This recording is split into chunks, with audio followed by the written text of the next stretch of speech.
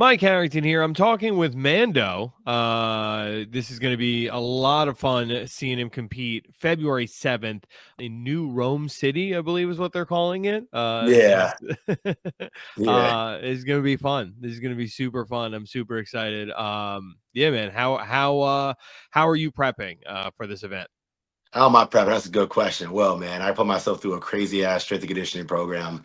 It's a 3 month program, but I kind of like broke it down in different segments depending on like my events and training going on. But honestly, just a lot of lapel work, a lot of strength training, a lot of conditioning, and I just mix it up throughout the weeks.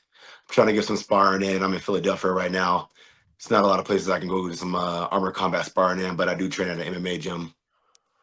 Yeah, I was going to ask about that because, like, I work pretty closely with Paul Felder. He's from Philly, and he was talking Oh, about how down in Kensington it used to be like you throw a rock, you hit three boxing gyms. Like, there's always a place to get work in Philly. Like, do you feel like that's a core to your armor combat training? a funny thing, like I'm not really from Philly. I'm from Anchorage, right? So I've only Mhm. been in Philadelphia for a year, and I actually work in Kensington, right? So Oh, okay. yeah, I work out there. So there's a gym out there called the Rock Ministries. It's a Christian boxing gym, and I go there and I help with the kids a little bit out there. But I would say Philadelphia is a huge, huge, huge boxing community. Now just a huge combat sports community in general. Like you got boxing, Muay Thai, kickboxing, you got Brazilian jiu-jitsu right across the corner. Like it's all kind of stuff there. Now we're trying to bring that armor combat in there too, to add on that. That's awesome stuff. I know. Yeah, I know they're bringing bare knuckle to the Wells Fargo pretty soon. So anything is possible. Absolutely anything is possible. So I wanted to just follow up here. What what is outside of armor? What is the martial art you'd say you train most? Which one influences your style the most inside the list, and which ones do you watch? Like, what is the thing where it's like, up Saturday night I'm watching UFC? Like, is there any martial art that you're like super dedicated to as a fan? I'll definitely say Muay Thai. Hands down, Muay Thai is where it's at, man. The art of the eight limbs, that is where it's at, man. Just super offensive, super like right in your face, super direct, which is my fighting style. I used to be obsessed with Bruce Lee, and I kind of still am obsessed with Bruce Lee. Just being able to like just be like water. Somebody comes at you, you back up, you come at them, vice versa. But lately I've been, man, Muay Thai is where it's been at, conditioning wise, the aggressiveness, the strikes, the amount of like body weight you can put into a four, like just by just twerking your body is just ridiculous, and all that transfers over to armor combat so perfectly. And man, that's why I love Muay Thai so much. Man, it's so versatile. You can do so much with that. Okay, and so you're saying then like your fighting style is way more based on, being offensive with strikes, keeping distance with kicks and elbows and using all eight limbs versus like a wrestling heavy style trying to get a guy down and tire him out that way. Well, I'll put it like this. So I would say that correct. Yes. So I did a scrimma for a long time. Like I love a scrimma. Like I love it. Get the collie sticks, work that. That's what I was doing out of Chicago. And if you people don't know, scrimma is a Filipino martial art. It's also now the Filipino national sport, I believe. Oh, But wow. a scrimma, you got two sticks. You just working different angles with it, working it, work. So that's also an influencer on my fighting style, and also when I hopefully they'll bring dual wielding into the sport soon. I know it's very mythical to a lot of people, but it's legit, and I know I'm good at it, and I want us to bring that back, bring that into the sport. But I would say yes, Muay Thai is. I'm very heavy with the Muay Thai, just being able to put together strikes, put together different angles of my sword string, sword swings, and just being able to just follow up with a spinning back fist or a spinning sword strike. Like it's so convenient, and I love it, especially with the kicks we can do in this sport. It's a must to have. I can't see how someone can be successful in the sport without having some type of Muay Thai background. Okay. All right. That's interesting because I would assume, I mean, the place my head goes to, just given how hard it is to get up in the armor, how heavy it is, I would assume wrestling would be a thing. But I guess that tires you out being offensive with the wrestling almost as much as it does like getting back up and having to deal with that. What I found with the sport, right? Judo. Judo will be where it's at because wrestling, Okay. you got to go to a single leg takedown. You know what I mean? You got to do a, I think judo is the way to go because when you do a takedown, for wrestling, you got to drop that knee to the floor. You got to drop that knee, drive that knee forward, and come in, and then you have to pick your opponent's body weight up, which is like probably over 200 pounds because of armor. Right. But with judo, using their body weight against them to do a nice little hip sweep, a little hip toss. It's perfect. So as far as grappling go, judo I believe is the best way to go with grappling in the sport. I love it. Who has influenced you most in your armored combat journey? Honestly, just I would say Roger. I don't know if you know Roger, but Roger's the Oh, man. Roger's the reason I got this gig. He's the man. Yeah, I love Roger, man. Roger, I say is he just all the shows he put on, man. Like the shows he put on and the nice places he gets to stay and like just it's so entertaining. Like he has such a armor combat, background. And I'm just like, man, like he'll send me videos of like how to train, send me videos of how to throw my how to do sword strikes, how I should be blocking. And I'm like, I love this. It's like he's coaching me. He doesn't know, like you probably know after this, but like, yeah, Roger's the guy. That's why, yeah, he's the man. I love it. I love it. I love to Yeah. hear. Love anybody who's got anything positive to say about that dude. Who in this tournament do you think is going to be the toughest opponent for you to face off against? Uh, I'll say it's between Orion and Sam. I'll say Oh yeah. between those two. Yeah, I'll say between those two. Yeah, I think so.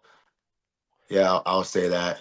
I'll say Sam because I've seen a couple of his fights. His conditioning is off the chain. Like his conditioning is nice. His skills are nice. Like it's he's very his technique levels, he's up there. He's definitely at that advanced level. And Orion, he just gets better and better as he goes. Every time I see him fight, he just gets better. And his sword structures is phenomenal. But I'll say out of the two, I'll say Sam for sure. I'll say Sam. I'll say Sam. Just based off of just watching his videos and seeing him train people, like I say Sam. So I spoke to Orion earlier this morning. Actually, he's a New York guy. You're right down the turnpike in Philadelphia. Is there any sense of like we got to defend the East Coast? I mean, you got guys coming in from Australia, from Poland, from across the country. Like, is there a thing where it's like I can't let these dudes come into the East Coast and just run roughshod on the guys who I hang out with every weekend? Oh man, with this sport, man, like I like that the sport brings so many people together. You know what I mean? So it's like, you know what I mean? Like I like that the sport bring everybody together, but like I'm hardcore heavy, like USA as fuck. You know what I'm saying, dude? Like I'm USA as fuck, dude. I'm patriotic as fuck, dude. Fucking 10 years military. Dad was military police. Mother nurse.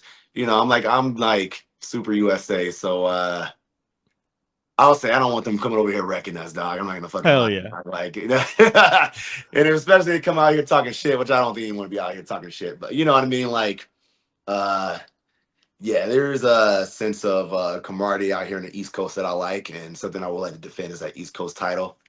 So yeah, I have like no intention of letting anyone take that title. I That love is an East Coaster, I love it. I really or at hope you least in guys the U.S. You know what I'm saying? So. I hope you guys defend it, man, because I'll tell you, Johnny Porter is pretty confident. Johnny Porter's pretty confident coming Oh, into this really, fight. huh? Yeah. He's Oh, man. he's a confident dude. So we'll see. This is gonna be a very, very fun event on February 7th. Johnny, huh? Where's Johnny from? Where's Johnny from? Johnny's from Seattle. From Seattle. Oh, okay, cool. All right. So the next question up, we asked you who the most difficult was. Who do you think you're gonna face in the finals? Probably Sam. Probably Sam, to be honest. I think Sam, but if Johnny's so fucking confident, like, hey, Johnny, bro, come find me, dog. Come on over. I'll see you, man. Let's get me and Johnny in the finals then. Shit, if you're feeling confident, I'm ready for it. I'm down for it. Speaking of confidence, last night I heard you took on Ringo down in Maryland, and it went pretty well for you. Want to elaborate on that at all? Like He's a good. how do you think that event went, and how do you think that influences you heading into this big pro fight series in just a couple of weeks? Well, I don't want to get my head too big, and get all cocky and shit, But Ringo's a good fighter. He's a good guy. Very, very, very humble guy. You know what I mean? Fighting him was very humbling. Just seeing his technique, his he has a lot of heart, a lot of resilience. You know what I mean? And that's something I don't see a lot. You know what I mean? During a fight, I knew he was burnt out. I knew he was tired, but that motherfucker did not quit. You know what I mean? You gotta have that dog in you. And yeah, man, he got that dog in you, you know, in him. So it's like, as far as him, as far as me and him actually fighting though, some things kind of threw me off, like him, you know, using a long sword and like me using my sword and shield. I thought it would have been like a sword and shield fight, you know. So that kind of threw me off with him. And I think he would have been better off just keeping up with a sword and shield. I would like to see him at that, but I don't think he was at his best, honestly. I don't think he was at his best. I'll like to fight him again, but like at his best when he's like conditioned. Yeah, I don't know how he was looking like 5, 10 years ago, but like I would like to see that version of him because even when I fight, I'm at my fucking best. I don't underestimate anyone. You know what I mean? If they're new to the sport, older to the sport, old, young, like in between, you know, man, woman, everything in between now, fucking days. Like, you know, like I don't underestimate anyone. And I would like to fight people who are like ready to fucking roll, ready to fucking get after it, you know. So I would like to fight him again. That'd be Lo- nice. Love it. What are your career goals for the sport? What are your Career goals. I want to be fucking sponsored, man, by fucking Nine Line, bro. Let's go. Hey, you ran some Nine Line shit too? No, no, no, no, no. Ah, you got me excited, dog. You I got me. wish. Yeah, dude, I go crazy for Nine Line, man. Nine Line is that I like Nine Line because it's like, you know, like veterans, man. Like me being a veteran, dude, like I'm hard and heavy with the veteran community, man. Man, like if it wasn't for the veteran community, I'd be dead right now. If it wasn't for the sport, I'll be dead right now. Nine Line, just stuff, it just feels good. The material feels good. I like that they got that nice little middle ground between military and nerdy or Okay. geeky. They got that fine that middle ground that I like, you know what I mean? So they come out with some anime stuff. You know, like I'm crazy into the Mandalorian culture, so I'm wearing like a Mandalorian nine line Okay. shirt right now. You know what I mean? Like This nine is the line. way, man. This is the way, brother. Nine line. I want that sponsorship. Damn it. You know what I mean? I like a Mandalorian. There's a Mandalorian. Everything will be Mandalorian the fuck out. You know, and it'd be nice to be sponsored by Nine Line. You know, I love Nine Line. So sponsorship by Nine Line. I want to be a full-time strength and conditioning coach. That's what I want to be, as a Okay. full-time strength and conditioning coach for the sport whenever I retire. Like I'm only 31, but like there's people almost 50 doing the sport still. You know what I mean? So I feel like my longevity with the sport is still up there, especially because I keep up with myself and I'm pretty resilient, healthy guy. You know what I mean? But as far as the sport, future strength and conditioning coach specifically for Boo specifically for armor combat, duels, you know, pro fights. That's what I want to be. Open up a gym. Right now, we're in the process of opening up a gym, open up a facility, or trying to open up a facility out in New York with GladiatorZ NYC. So, you know, hopefully, you know, that jumps off and we can get some classes running. I want to be a champion. Like when someone says, "All right, who's that guy? Who's that motherfucker you don't want to fight? Who's Mhm. that? Who's the champ? You know what I mean? Who's the undisputed champ?" I want them to say Abeid Mando Mitchell. You know, Let's and I would go. like to have some type of championship something. It's just sustain that as long as I can. You know, so that's my game plan with the sport. You know, stay a champion, open up a gym, and I really want to be inspirational for the people out there like me who was going through something. You know what I mean? Who didn't have an outlet. You know, who was maybe picked on in school. And don't get me wrong, I was never fucking picked on in school. Never picked on. I don't sound all cocky. I was never picked on in school, but there were some kids who were picked on in school, and I was like, man, like I wish you just had some type of fucking backbone. So now with this sport, you know what I mean, it attracts a lot of those geeky, nerdy folk, you know, sort of like me, you know what I mean, who didn't work out. Like, I mean, me personally, I worked out my whole entire life, you know, but attracting those geeky, nerdy folk who are like not confident, you know what I mean? And I would like to just put them in this sport, you know, give them a sword, a shield, and just get them up and moving, you know, getting them healthy, making them confident and like letting them like see that badass, you know what I mean? That badassery that they have in them, you know. So that's my goal with this sport. It is nuts to me, like thinking about that. There were definitely kids in my high school who would like they would like rock armor, you know what I mean? They would like do stuff with swords, and it's like, dog, if you had this as an outlet, you might weigh more than 130 pounds. You know what I mean? Like you might actually put a little bit of muscle in your body and have some damn confidence. Like you're Yeah, clearly into this culture as is. Why not, like, actually get jacked and like learn a skill with it, I think it's the confidence, man. They're confident, he's being picked on. But nowadays, nowadays this being nerdy and geeky is a little glorified in a sense, you know what I True. mean? So now anime is cool. Now everybody wants to watch Star Wars. Now all that stuff is cool, you know what I mean? And now kids like 20 years ago are like, man, this is cool now. But it was picked on and shoved into lockers and was given swirlies, But being an outlet for those type of people will be my goal, my long-term goal for the sport. Just bringing them all in and giving them that confidence and getting them out of like this sedentary lifestyle that they have with video games, and instead of leveling up their character on a video game, actually leveling up themselves. Pretty sweet. Are you heading down to Clemson for Carolina, the Carnage in the Oh, for Carolinas? Carnage, I'm 50-50 with it, to be honest, man. I'm Okay. 50-50 with it only because melees, I'm not the best at melees. Melees make me paranoid as fuck, dude. Like melees paranoids me. So if I go out there, I'll probably be support. I think it might be too late to sign up for duels and pro fights. It might be too late. I don't know. If I show up there, it'd be like super last minute, super like spontaneous, but I'm 50-50 with showing up, especially because the week after that I have the February 7th fight. Right. So So speaking of which, then what are you going to do with the prize money? good question. Prize money. Probably put it all towards equipment, to be honest. Okay.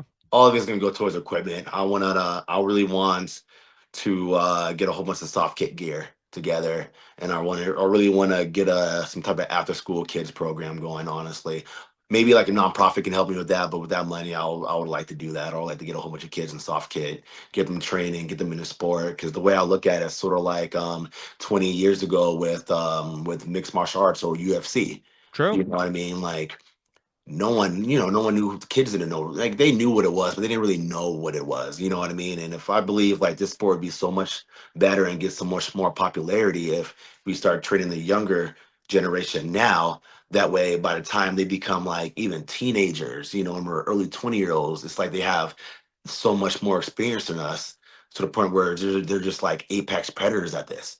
I mean, you saw it with MMA, like all those kids who started going to jujitsu gyms and like, taking, karate, but like a little bit more. Tiger Schulman stopped being Tiger Schulman's karate, became Tiger Schulman's MMA. And before you Yeah. know it, you got kids like Rory McDonald who are like, they're showing up in the UFC at 22 years old and they've got already almost a decade of fight experience behind them, like ready Yes. to take on these grown men super young into their MMA career. And it's like, okay, that is the way you grow a sport. That's how you get super athletes into the sport. That's how you don't get Khabib unless a Dulmanap watches, UFC in the early 90s and then raises his son every single day to be a UFC champion 30 years down the line. Yes, exactly. I look at someone like Pioneer in UFC, MMA, Ken Shamrock, for example. Okay. Ken Shamrock, for example, super old school way of training, super old school guy. Dude was a monster. He was a beast. But I look at somebody like Ken Shamrock, and then even someone like I love, for example, Israel Adesanya. I love the Last Style Bender. But like you get those two guys together, you know what I mean? Like there might be a little bit of a difference as far as like I guess heart, you know what I mean, a little bit of difference of like grit, you know what I mean, but like skill level wise, big difference, big difference, and it's ridiculous because I think they both trained around the same time at a young age, you know what I mean, and just kept on doing it, but like the longer the sport is out, the more new things we're going to learn, how to tweak things and make everything better, and I really want to push this out to the youth, man. I really do, because one day I won't be here, but damn it, this sport will still fucking be here, you I know. love it. I love it. That is, yeah, that's the goal, man. That is a very noble pursuit. With that prize money, I wish you the best of luck with it. Got one more question. Oh yeah, shoot it. Who's been the biggest supporter throughout your career? Biggest supporter. I'll say two people. Two people. I'll say Philadelphia Hellcats. Um, that's the team I'm currently still still with right now. They a lot of veterans there. Evan is the leader there. He just got engaged, so he's looking to Oh get yeah. married pretty soon. or he might already be married. I don't remember. But yeah, the team's very busy. But they're the one that helped me out with my armor, helped me just get situated in the sport, you know. And now I guess my second greatest supporter, who's been like really great for me, has been well, great to me, has been NYC Gladiators. Like they've been very supportive, very supportive. Just helping me out a lot with a lot of things that I need help with. And I'll say Roger as well. Yeah. Oh yeah. It Definitely. sounds like you got a great support system. Sounds like you're really building things up, especially in this area of the country, which is incredible. Super excited to see you grow with this sport over the next few years. And yeah, very excited for this fight coming up on February 7th in New Rome City. Yeah. All Fucking right. ready for it, man. You gonna be there? Where you gonna be Oh, at? I'm doing color commentary. I'm going to be there. Wouldn't miss for the world. Oh hell yeah. It's going to Good, be a lot man. of fun. Mando, thank you so much for your time, sir. Oh, hey, thank you for interviewing me, and hey, I'll see you soon.